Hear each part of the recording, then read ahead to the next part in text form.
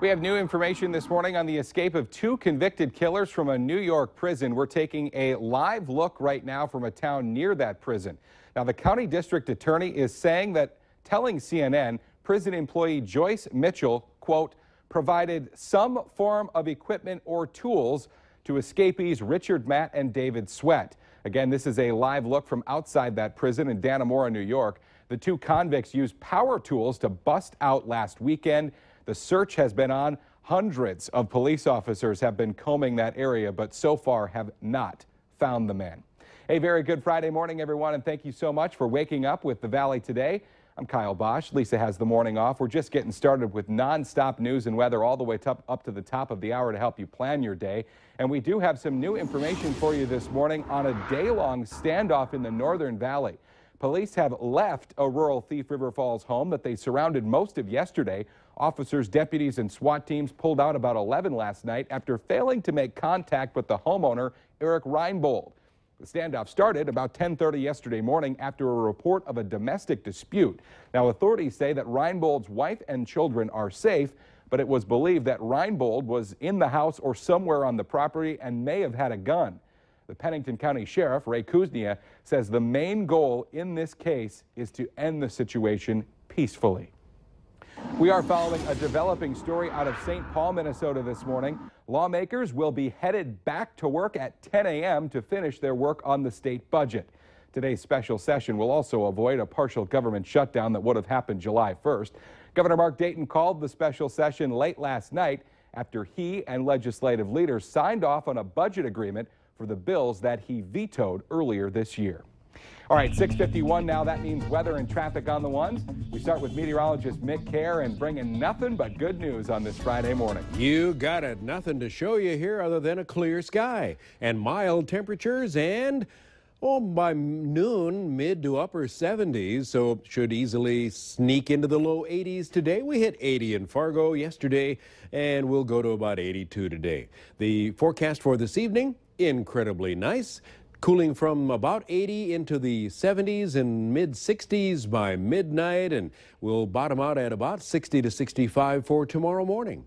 So tomorrow should be even nicer than today, and today is going to be pretty awesome. Upper 70s to the low 80s under a mostly sunny sky for southeastern North Dakota. For west central Minnesota, the lakes area, mostly sunny and dry, and a south-southeast wind about 10 would be a little bit breezier than yesterday, but shouldn't stop you from getting out and enjoying the lakes or agricultural spraying or outdoor activities of any kind. Sunny, warm, and dry for northwest Minnesota, also the low 80s there. Northeastern North Dakota will be a bit breezy. We're talking maybe some 20-mile-an-hour winds, a little stronger breezes up there, but temperatures just as warm, upper 70s to the low 80s today.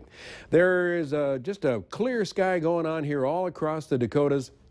The weather system that'll bring us some rainfall tomorrow evening, late afternoon and evening, is up there in Saskatchewan. And we have a southerly breeze, not too bad out there, pretty nice. It's 56 in Grand Forks right now under a clear sky, south-southwest wind about 7, and the Fargo-Moorhead area busy on a Friday morning also at 56. Time for a traffic update from Al Ahmed. Good morning, Mick. Good morning, everyone. If you're headed into downtown Fargo or downtown Moorhead this morning, there's an eastbound freight that's headed your way. It's on the south tracks. Make sure you make plans for that. Traffic out here on the Metro Interstate Loop is definitely picked up, particularly northbound I-29 and westbound I-94. My goodness, it's like everybody slept in this morning and all decided to leave at about the same time. Traffic is getting, I would say, fairly heavy for our part of the planet. Make sure you're driving extra carefully this morning and beware of the congestion around the tri-level and also around the ramps. On I-29 in Fargo, Willamette Valley today traffic. 6:53 now, turning back to your news headlines this morning. It's the video that made headlines around the country.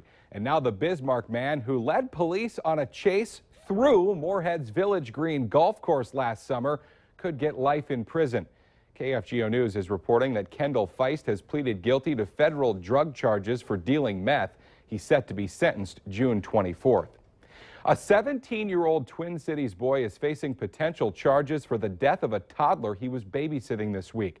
The suspect's grandmother says the victim is the daughter of the boy's girlfriend. Police responded to a report of a child not breathing at a Minneapolis home on Wednesday. The 2-year-old child died later on Wednesday. The superintendent of Sawyer, North Dakota Public Schools has pleaded not guilty to charges of human trafficking, luring minors by computer, and solicitation of a minor.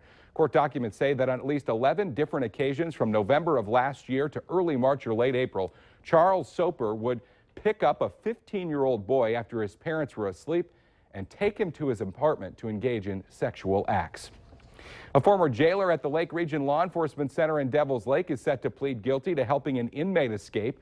Rachel Shapoulias is facing 4 federal felony charges, including obstruction of justice and concealing an escaped prisoner. She allegedly gave inmate Wesley Brown clothes, a fake ID, and information about how he could get out. Brown and Shapoulias were eventually arrested in Oregon after 19 days on the run. Fergus Falls police are asking for your help to track down 2 people who stole a TV from a senior living facility over the weekend. Check out the surveillance pictures we're putting up on your screen right now. This is the first one. They captured the 2 alleged thieves walking into an apartment complex and walking out with a 55-inch flat screen from the community room. Here's the other person police are looking for. Now, this all apparently happened Sunday morning at the Red River Village in Fergus Falls. Police are also on the lookout for this vehicle, an early 2000s red Pontiac Grand Am or Grand Prix. Now, if you have any information, there is a $5,000 reward for information that leads to the arrest of the thieves. Friday morning means it's time to check out this week's Valley's Most Wanted, and police this week are on the lookout for Scott Kellen, who's wanted for attempt to commit theft of property and drug charges. He's about 5'10", 180 pounds, and we have his picture on your screen right now. Call local law enforcement if you have any information. Chances are you've seen the signs just about everywhere. Now hiring and apply within, especially on the doors and windows of restaurants in Fargo-Moorhead, where they are in desperate need of employees in some cases. The restaurant and food industry is really feeling the pinch of a tight and competitive job market, and as a result, their hassles are sometimes turning into your hassles when you decide to go eat. Some restaurants in the area are having to close portions of their business to serve the customers that they have staff for. North Dakota Job Service has nearly 500 job openings in the food service industry in our area, but they tell us that there are likely many more jobs available that aren't being reported. There's a brand new hotel in Fargo-Moorhead that's giving people a more environmentally friendly place to stay and maybe a few ideas for greening up their own home. The Valley Today's Christy Larson has been checking out the Element Hotel in West Fargo this morning. Christy? Yes, we are at the Element Hotel, and it is an eco-friendly hotel right here in the Fargo area. I'm here with Christina McCoy, and you're the Director of Sales and Marketing. So let's talk about why people should come here. Well, not only are we eco-friendly, like you've mentioned, and being green from the ground up, but we have a lot of great complimentary amenities, a lot of great technological upgrades, state-of-the-art facilities. And when you come here, not only are you relaxing for yourself, but you're also relaxing and helping the earth. So, and you guys are also trying to get that LEED certification. Tell people again what that is. That's right. Our LEED certification is Leadership in Environmental Design. So basically being green from the ground up, starting with the build is where all of this started, and now the practices and the sustainability is what's very important to us in getting that certification. Well, I know you guys put a lot of work into it, from the recycled carpet that you guys use out of recycled cans all the way to the pool that you guys have in there. I mean, everything really has had a lot of input into it. That's right. So when people stay here, they're feeling like they are accomplishing something, not only for their vacation and having fun, but like I said, helping out the environment too. It might make that stay even a little bit more worth it, a little bit more that better feeling, no matter if you're going to be traveling out of town, staying here for a long period of time, or even maybe even going to be in town doing a staycation, which is something that a lot of people do. And now you can do it too at an eco-friendly place. All right, Christy Larson reporting live for us this morning. Thank you, Christy. And a big thank you this morning to the man behind the lens with Christy. Kind of a bittersweet day here on the Valley today. We're saying goodbye to one of our favorite coworkers, Norman Bell.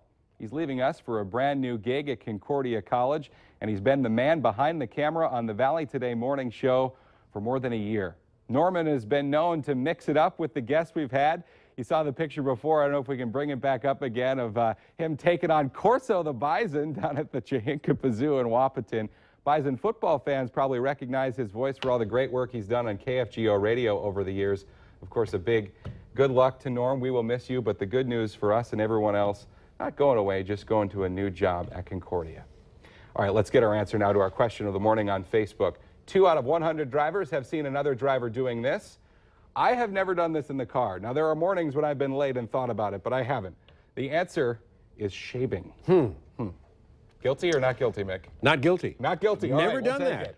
I've pulled a few nose hairs, but I've never done any shaving. So I guess I've gotten rid of some hair, but not that way. Should be a great day today. Thanks for tuning into the Valley today. Have a wonderful Friday and weekend, everybody. We will see you Monday morning.